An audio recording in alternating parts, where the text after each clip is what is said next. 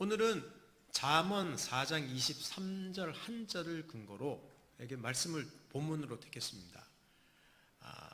내면의 세계를 우리 정돈해야 한다는 제목으로 말씀을 나누겠습니다.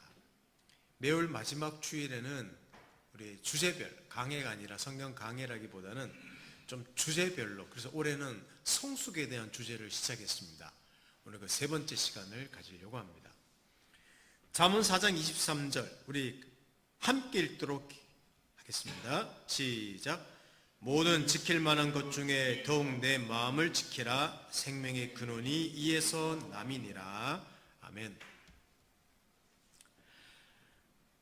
우리 첫 번째로 살펴봤던 게 그 성숙이라는 걸 생각할 때 기초가 되는 게 무엇이냐. 그것을 한 사람이 잘한다는 것, 그것은 어쩌면 하나님을 알아가는 것, 하나님 앞에 항복해 가는 것이 좀 성숙의 기초인 말씀이라는 걸 한 말씀을 드렸던 기억이 납니다.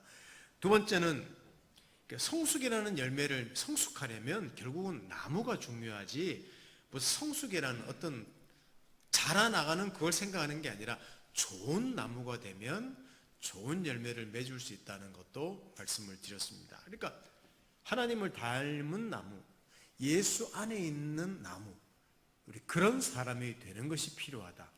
우리 그 말씀을 드렸던 적이 있습니다. 오늘 말씀은 우리 고든 맥도날드의 내면 세계의 질서와 영적 성장이라는 책자를 좀 참고해서 여러분에게 말씀을 전하려고 합니다.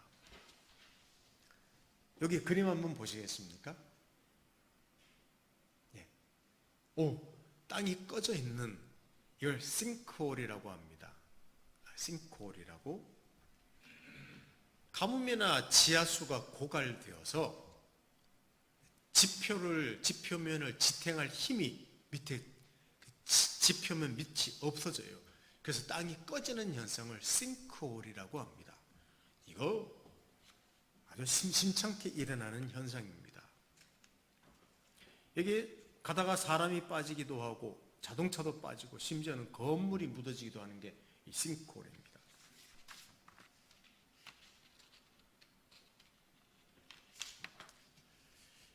근데 제가 왜 이 싱크홀 이 지표면에 대해서 여러분에게 말씀드리려고 하는 게 아니라, 이게 우리 인생에도 우리의 삶에도 일어난다는 것이죠. 그러니까 우리 자신이 멀쩡하게 지내다가 완전히 팍 무너질 때가 있습니다. 바로 내면의 세계가 고갈되어서 삶을 유지할 수가 없는 거죠. 성경에 한 인물이 있습니다. 이거는 제가 마음이란 주제로 한번 설교할 때 말씀을 드렸던 사람인데, 구약 성경에 나오는 성경에 있는 위대한 선지자 중에 한 명입니다. 바로 엘리야라는 사람입니다. 성경 한번 보십시다. 열왕기상 19장 4절을 한번 봅니다. 자기 자신은 광야로 들어가 하룻길쯤 가서 한 로뎀 나무 아래 앉아서 자기가 죽기를 원하여 이르되, 여호와여 넉넉하오니 지금 내 생명을 거두시옵소서. 나는 내 조상들보다 낫지 못하니이다 하고 라고 그 강력하게 그 당시 이스라엘의 악한 왕 아합을 대적해서 하나님의 뜻을 행했던 엘리야. 그런데 그의 부인, 왕비인 더 악한 이세벨이 엘리야를 죽이려고 했습니다. 근데 갑자기 그 강력한 엘리야가 멀리 광야로 도망가 버립니다. 자빠져 버린 것이죠. 이렇게 강한 엘리야도 한순간에 무너졌다는 것을 보여주고 있습니다. 예전에 이 그림, 프레드릭 레이턴이라는 사람이 그 그린 광야의 엘리야라는 그림 한번 기억나실 겁니다. 제가 보여줬던 기억이 납니다.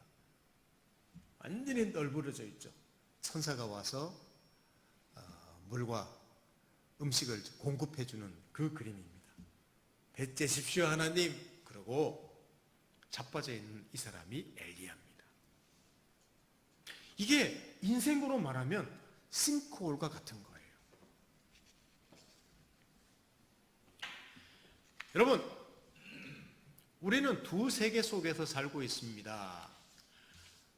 하나는 외부 세계와 하나는 내면의 세계입니다.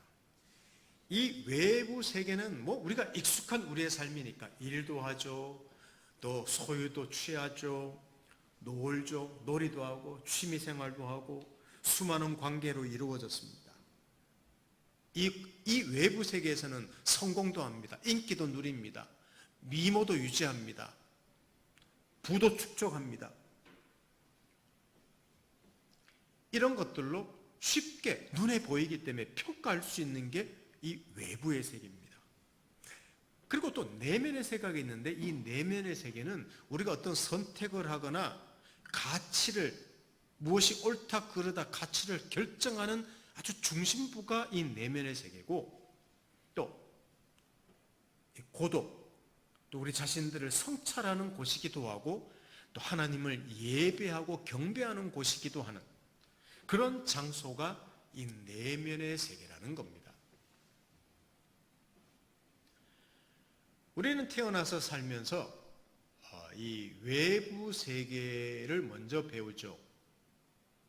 당연한 일입니다.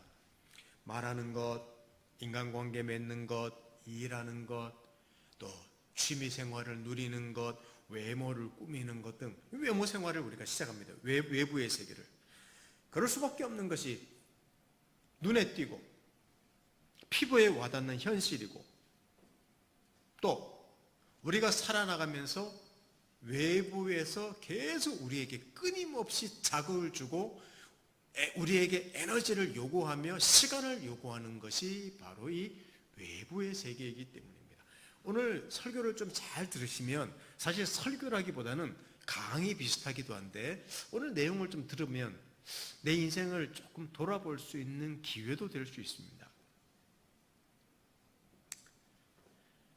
그런데 이 외부의 세계에서의 어떤 일들은 활발하게 진행되는데 내면의 세계는 개발되지 않은 미개발의 상태로 있다는 것이 문제입니다. 되게 그래요. 외부의 세계의 일들을 방치하면 당장 문제가 발생합니다. 일자리가 없어. 일 안 하면 문제가 생기면 일자리 잃죠. 관계 깨지죠. 소외되죠. 여러분, 외모도 가꾸지 않아 보십시오. 밖에도 잘 안 나가려고 할 것입니다. 엄청난 스트레스입니다. 그래서 더 열심히 일합니다. 대인관계 맺으려고 더 애씁니다. 돈 투자합니다. 또 멋져 보려고 옷과 신발도 삽니다. 더 좋은 화장품도 바릅니다. 병원 찾아가서 심지어는 외모까지 뜯어 고치기도 하죠. 왜? 굉장히 그 삶이, 우리 서로 관계 속에서 사는 삶이 중요하기 때문입니다. 사실 우리가 살아가면서 굉장히 중요한 삶이고 또 열심히 살아야 됩니다. 자기를 가꾼다는 것은 소중합니다. 저는 이것이 문제가 있다, 잘못되었다고 말하고 싶은 게 아니라 이 자리에서 이에 반해서, 이런 에너지를 투자하는 것에 반해서 우리 내면의 세계는 거의 방치되는 수준이다, 이걸 말씀드리려는 겁니다. 이 내면의 세계를 여러분 방치한다고 해서 당장 문제가 생기는 거 아니에요. 아까도 말씀드렸죠. 외부 세계는 방치하면 당장 문제가 생깁니다. 근데 내면의 세계는 방치하더라도 당장 문제가 안 생겨요. 그래서 위험한 것이란 말입니다. 이게 오늘 싱크홀에 대한 이야기입니다. 더 많은 프로그램, 더 많은 모임, 더 높은 학력, 더 넓은 대인관계, 더 바쁜 일정. 우리 이렇게 삽니다. 이런 일들에 몰두합니다. 전쟁하듯이 삽니다. 근데 자칫 잘못하면 이 인생의 무게가 너무 무거워서 삶이 주저앉기도 합니다.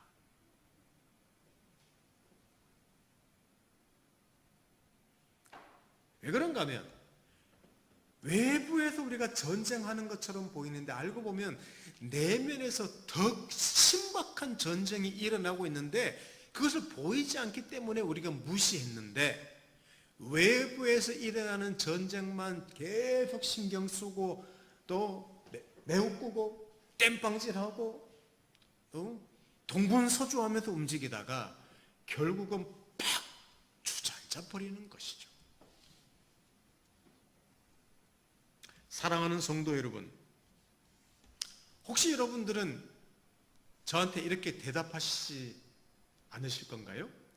뭐냐 하면, 아니 목사님, 지금 제가 해야 될 일, 제 앞에 쌓여있는 일만 하더라도 산더미 같은데 몸이 10개라도 모자라는데 내면의 세계를 관리해야 된다니, 여러분 너무 목사님 사치가 아닙니까? 라고 저한테 반문을 할 수도 있습니다. 사치처럼 여기시기도 합니다. 꼭 기억하십시오. 이렇게 혹시라도 생각하는 사람은 거의 반드시 그 사람은 작게든 크게든 무너질 때가 옵니다. 반드시 그 인생에서 싱크홀이 생길 수밖에 없다는 것을 기억하면 좋겠습니다. 사랑하는 성도 여러분, 우리 모두는 성숙해야 된다는 사실을 압니다. 외부 세계에서든지 내면의 세계든지 성숙해야 된다는 사실을 다 압니다. 또 그렇게 말합니다. 그런데 성숙해야 된다고 하면서 우리가 애쓰는 것은 다 무엇을 할까입니다. 어떻게 인간관계를 더 맺을까? 어떻게 일을 더 잘할까? 어떻게 자기를 더 꾸밀까? 무엇을 더 갖추어야 할까? 여기에 많이 신경 써 그걸 성숙, 자라간다고 생각하는 것이죠.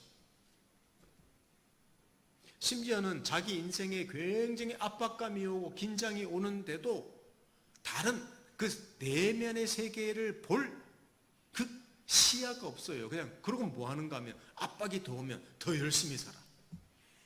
더 빨리 뛰고 더 강력하게 저항하고 더 많이 쌓고 더 많은 정보를 모으고 더 전문가가 되려고 하고 막 그렇게 분주하게 삽니다.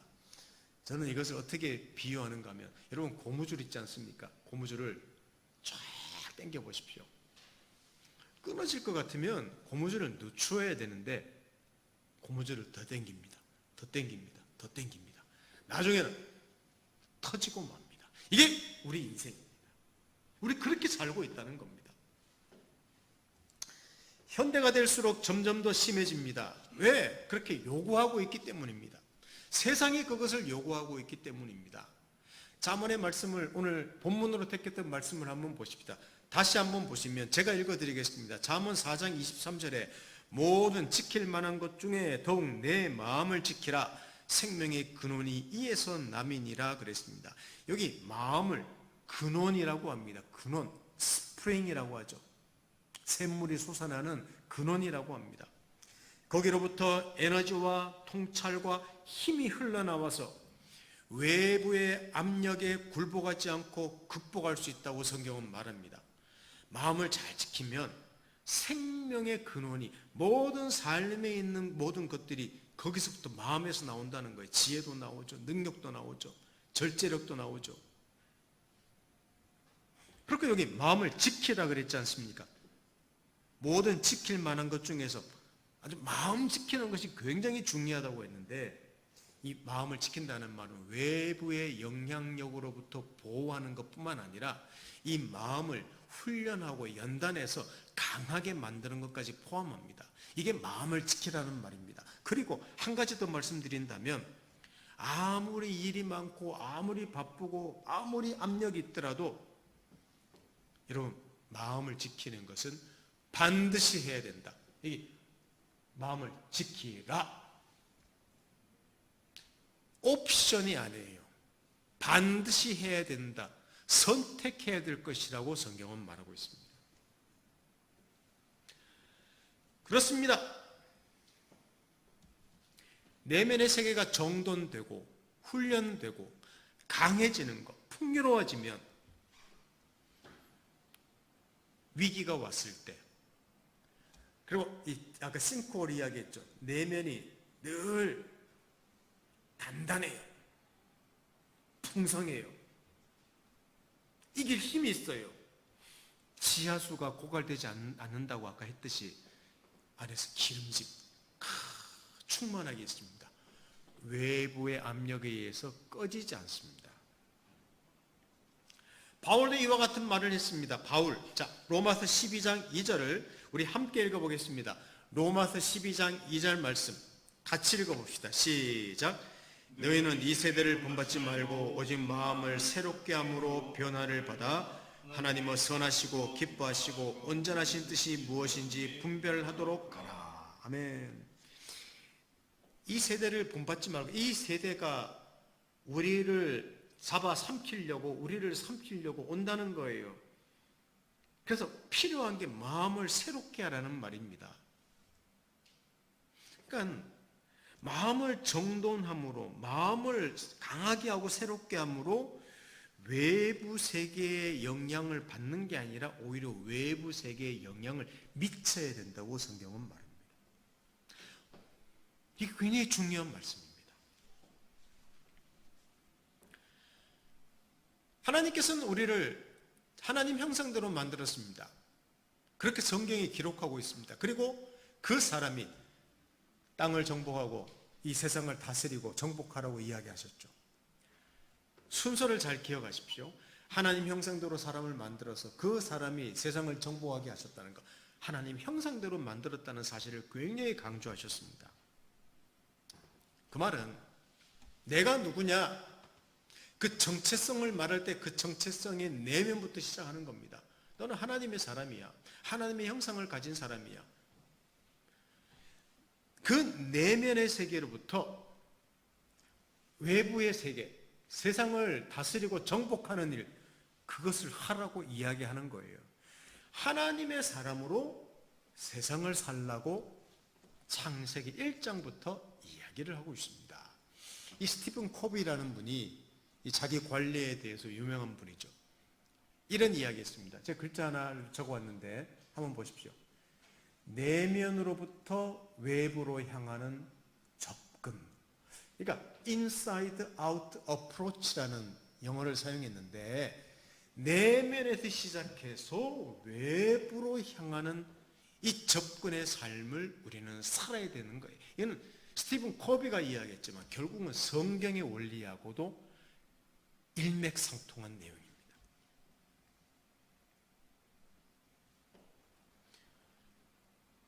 그렇습니다.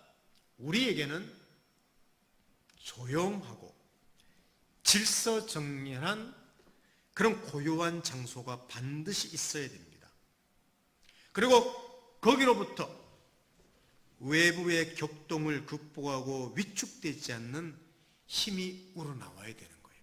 그러니까 내면에 뭔가 정돈된, 견고하게 받치고 있는 강력한 그 내면에 힘이 있어야 돼요. 그래야지 외부에서 오는 어떤 압력을, 그러니까 내면에서부터 인사이드에서 아우터로 나가는 삶의 접근을 우리는 매일매일 해야 됩니다. 이게 하나님의 형상을 가진 사람으로 세상을 정복하는 일이에요. 이게 바로 뭐냐? 오늘 왜 제가 이런 말씀을 내면의 세계를 이야기하는가 하면 이게 성숙입니다. 성숙이라는 말이 있어 굉장히 중요한 요점입니다. 근데 문제는 되게 천시되는 거죠. 이게 성숙 그러면 어떻게 말이 성숙할까? 또 공감을 하는 능력을 기를까? 어떻게 일을 잘할까? 어떻게 탤런트를 개발할까? 탁월성. 그게 아니라 내면을 정돈하는 것이 중요합니다. 그래서 오늘 설교적으로 내 설교 제목도 내면의 세계를 정돈해야 된다고 말씀드리는 거예요. 사랑하는 성도 여러분, 왜 말씀을 묵상하고 기도하라고 합니까? 성경의 지식을 쌓기 위해서, 내가 기도해서 필요를 응답받기 위해서, 그것도 포함됩니다. 이것은 우리 내면의 세계가 하나님의 통치 아래에 있도록 하는 것입니다. 이게 저는 말씀과 기도라고 생각합니다. 그 말씀 앞에서 우리 내면이 드러나고 또 치료되고 위로받고 그래서 정돈되고 격려받으면서 강하게 되는 거죠. 이게 말씀과 기도 가운데 되는 거예요. 여러분 일기를 쓴다고 하지 않습니까? 일기 쓰는 것도 자기 내면의 세계를 정돈하는 데 굉장히 중요한 방법이라고 하는데 저는 사실 일기를 따로 적기보다는 하나님 말씀 묵상하는 게 저한테는 일기이기도 합니다. 저는 이렇게 합니다. 말씀 묵상하지 않습니까? 주로 이제 저는 글씨를 적기보다는 컴퓨터로 치는데 말씀을 읽고 묵상할 때 요새는 레위기를 하는데 내용이 너무 어려운 내용이 많아요. 그래도 이것저것 참고도 하면서 이런 내용이구나 이해를 하고는 제가 제대로 해석했든 안 했든 제대로 접근했든 안 했든 저는 막 적습니다. 그냥 거기다가 제 생각을 적는 거예요. 제가 하나님께 하고 싶은 말, 그 말씀에 대한 제 생각들, 의문들, 또 제 마음의 상태, 또 무엇이 필요한지, 또 이 말씀 보면서 무슨 생각이 나는지 그런 걸 주저리 저는 다 적습니다. 이렇게.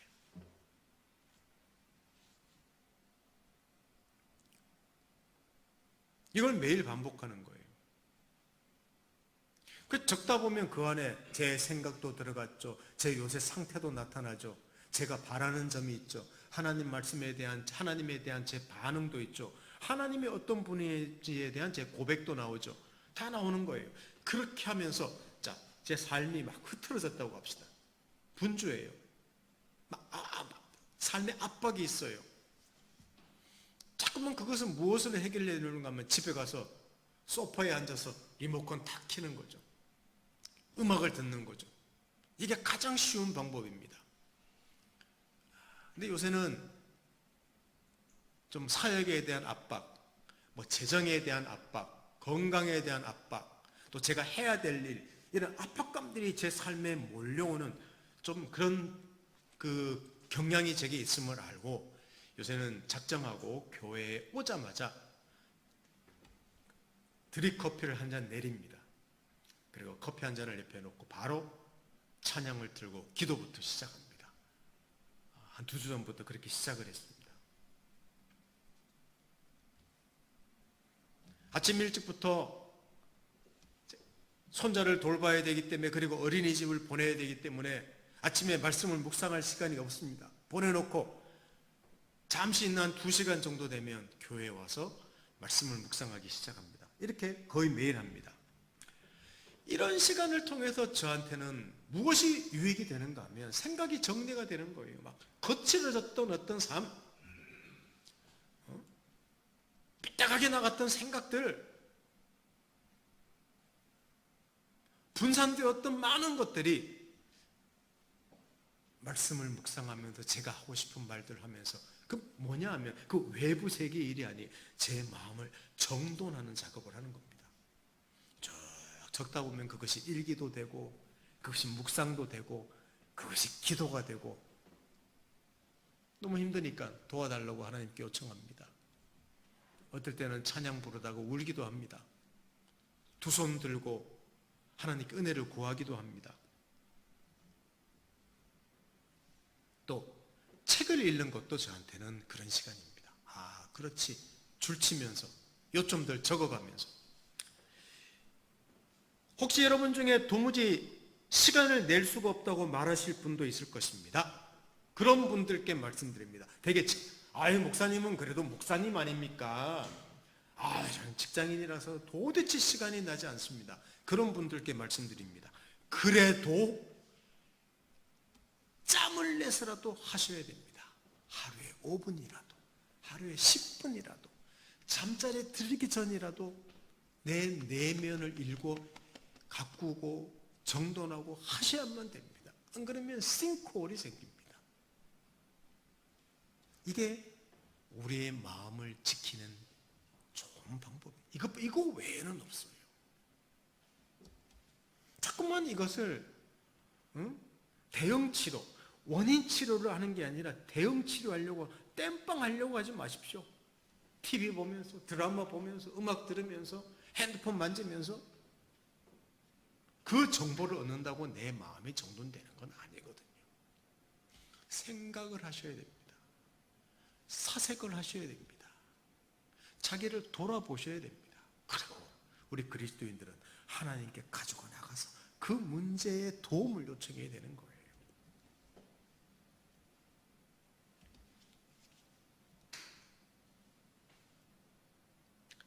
오늘 말씀을 통해서 조금 분주하게 사신 분들이 있다면 그 폈던 날개 외부의 세계에서 삶은 계속 살아야 되기 때문에 계속 살아야 되는 거 어쩔 수가 없습니다. 그러나 오늘 좀 이 말씀을 통해서 조금 심각하게 자기를 돌아보시면 좋겠고, 이것이 자기를 진짜 사랑하는 것. 여러분은 여러분 자신을 정말 사랑하십니까? 사랑하신다면 그 바쁜 중에도 우리 망중한이라고 하지 않습니까? 망중한 바쁜 중에 한가한 시간을 내셔서 숨어있는, 방치되어 있는 여러분의 내면의 세계를 조금씩 가꾸시면 참 좋겠습니다. 그리고 인사이드 아웃으로 향하는 우리의 삶이 되면 좋겠습니다. 아웃사이드가 인사이드를 지배해서 싱크홀이 되는 게 아니라 인사이드의 힘이 아웃사이드로 나가는 그런 삶이 되면 좋겠습니다. 이게 성숙해가는 그리스도인의 모습이라고 할 수 있습니다. 하나님의 아들도 이 세상에 오셔서 사역하시면서 너무너무 분주했습니다. 그래도 그 하나님의 아들조차도 내면의 세계를 정돈하시기 위해서 새벽 일찍 한적한 곳으로 가서 하나님께 기도하셨다는 사실 아십니까? 자, 우리 마지막으로 성경 한 군데 읽고 마치도록 하겠습니다. 마가복음 1장 35절 말씀입니다. 마가복음 1장 35절 우리 다 같이 한번 읽어보겠습니다. 시작. 새벽 아직도 밝기 전에 예수께서 일어나 나가 한적한 곳으로 가사 거기서 기도하시더니. 아멘. 이게 하나님 아들도 이렇게 하셨다면 하물며 우리겠습니까? 하물며 우리겠습니까? 예수님이 시간이 많이 남으셨겠습니까? 식사할 겨를도 없었다고 성경은 이야기하고 있습니다. 얼마나 많은 사람들이 필요가 있어서 도와주셨는지. 그래도 그분은 해가 뜨기 전에 한적한 곳으로 가셨습니다. 오늘 이 내면의 세계의 중요성을 오늘 들으시고 우리의 삶의 우선순위를 조금씩 변하시고 이게 자기를 사랑하는 길임을 아시고 바쁜 중에 내면을 가꾸는 여러분만의 노하우를 찾으셔서 진짜 여러분 자신들을 사랑하시는 귀한 분들을 되시기를 예수님 이름으로 축원하겠습니다. 기도합니다. 하나님 아버지, 오늘은 잠시 우리 내면의 세계에 대해서 살펴보았습니다. 자칫 잘못하면 삶의 중압감 속에서 우리 삶에 싱크홀이 생길 수 있다는 사실을 생각한다면 엘리야에게도 수많은 하나님의 사람에게도 이런 일이 일어날 수 있는데 우리라고 예외겠습니까? 하나님, 숨어있는 또 미개발되어 있는 우리가 관심 가지지 않는 이 내면의 세계를 관심 가지고 조금씩 정돈할 수 있는 정말 자신을 사랑하는 그런 우리 인생 되도록 축복해 주십시오. 예수님의 이름으로 기도드립니다. 아멘.